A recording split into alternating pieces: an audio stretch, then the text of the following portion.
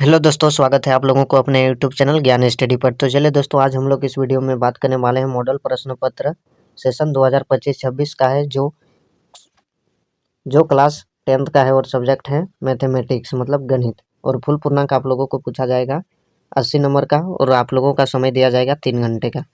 तो चलिए दोस्तों, इस वीडियो में हम आज लेकर आ गए हैं आंसर की टोटल ऑब्जेक्टिव क्वेश्चन का, और 30 प्रश्न आप लोगों को ऑब्जेक्टिव पूछे जाएंगे, जो झारखंड शैक्षिक अनुसंधान एवं प्रशिक्षण परिषद द्वारा निकाला गया मॉडल प्रश्न पत्र है। तो चलिए एक एक करके सभी प्रश्नों को देखते हैं और बारीकी से समझते हैं। और हमारे चैनल में अगर पहली बार विजिट कर रहे हैं तो चैनल को सब्सक्राइब जरूर कर लीजिएगा और वीडियो को एक लाइक जरूर कर दीजिएगा, ताकि जल्द से जल्द आप लोगों तक हमारी वीडियो का नोटिफिकेशन पहुंच सके। तो चलिए आइए देखते हैं सभी प्रश्नों को और अच्छे से समझते हैं।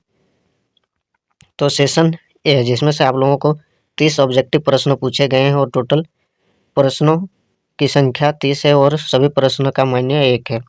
तो चलिए पहला प्रश्नों को देखते हैं। पी ब्रैकेट जेड बराबर जेड स्क्वायर माइनस 64 के शून्य क्या है?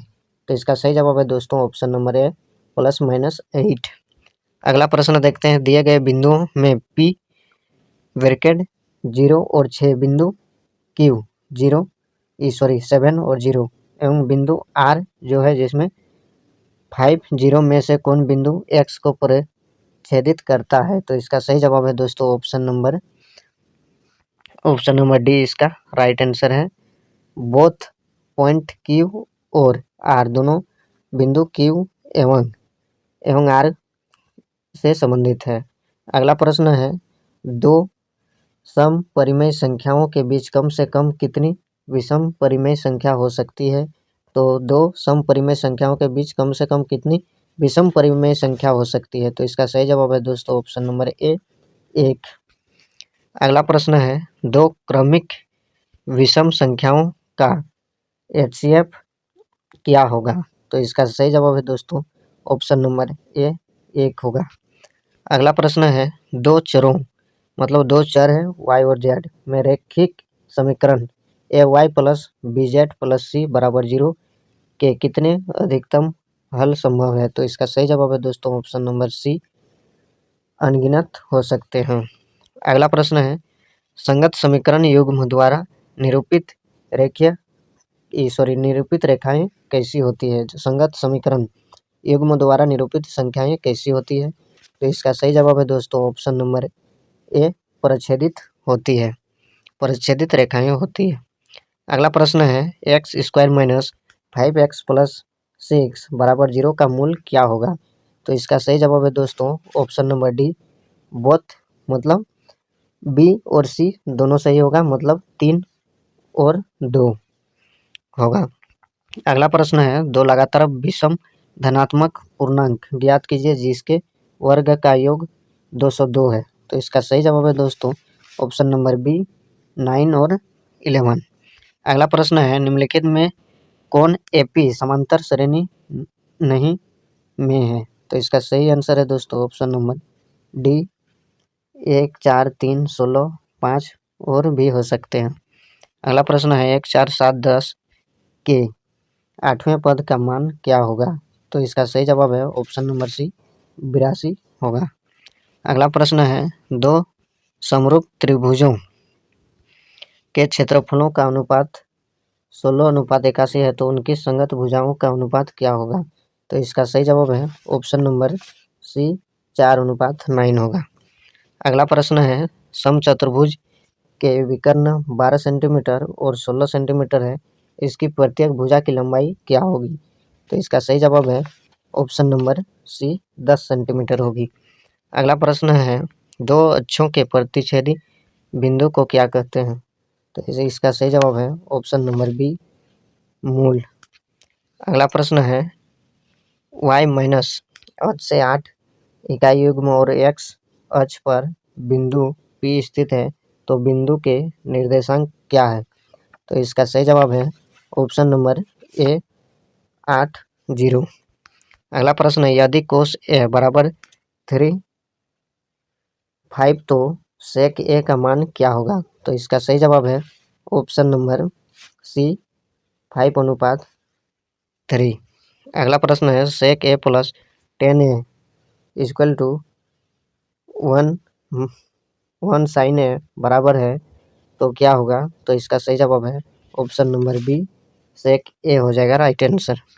अगला प्रश्न है, यदि कोट ए बराबर 1 है तो मान ए का मान क्या होगा। आई एफ कोट ए बराबर minus then what will be the, मतलब इंग्लिश और हिंदी दोनों में पूछा गया है तो हम हिंदी में आप लोगों को बता रहे हैं। तो इसका सही जवाब है ऑप्शन नंबर सी 45 डिग्री। अगला प्रश्न है, जब किसी सीधे खड़े खंभों की छाया और उसकी ऊंचाई बराबर हो तो सूर्य का उन्नयन कोण मान क्या होगा। तो इसका सही जवाब है ऑप्शन नंबर बी 45 डिग्री। अगला प्रश्न है, चतुर्भुज के चारों कोणों का योग गुण कितने डिग्री का होता है। तो इसका सही जवाब है ऑप्शन नंबर बी 360 डिग्री का होता है। अगला प्रश्न है, दशमिक संख्या 111 है तो क्या होगा। तो इसका सही जवाब है ऑप्शन नंबर डी इनमें से सभी, मतलब प्राकृतिक संख्या, पूर्ण संख्या और परिमेय संख्या तीनों होगा। इसका राइट आंसर है ऑप्शन नंबर डी इनमें से सभी। अगला प्रश्न है, किसी त्रिभुज एबीसी के दो भुजा AB 7 सेंटीमीटर और BC 4 सेंटीमीटर है तो निम्न में से तीसरा भुजा के माप के लिए क्या संभव हो सकता है। तो इसका सही जवाब है ऑप्शन नंबर डी ए और बी दोनों, तो 6 सेंटीमीटर और 8 सेंटीमीटर दोनों इसका सही जवाब है। अगला प्रश्न है, एक पासे को उछालने पर एक सम संख्या आने की प्रायिकता क्या होगी। तो इसका सही जवाब हो जाएगा ऑप्शन नंबर बी 1/2। अगला प्रश्न है, निश्चित होने वाली घटना की प्रायिकता क्या होती है। तो इसका सही जवाब है ऑप्शन नंबर डी 1। अगला प्रश्न है, एक पासा को उछाला जाता है तो 3 के गुणक संख्या आने की प्रायिकता क्या है। तो इसका सही जवाब है ऑप्शन नंबर बी 1/3। अगला प्रश्न है, यदि x+3 और yx और 4x+2 समांतर श्रेणी में हो तो x का मान क्या होगा। तो इसका सही जवाब हो जाएगा ऑप्शन नंबर बी 5। अगला प्रश्न है, यदि 5, 6, 8, 9 x तथा 13 का माध्य 10 है तो x का मान क्या होगा। तो इसका सही जवाब है ऑप्शन नंबर सी 14 हो जाएगा।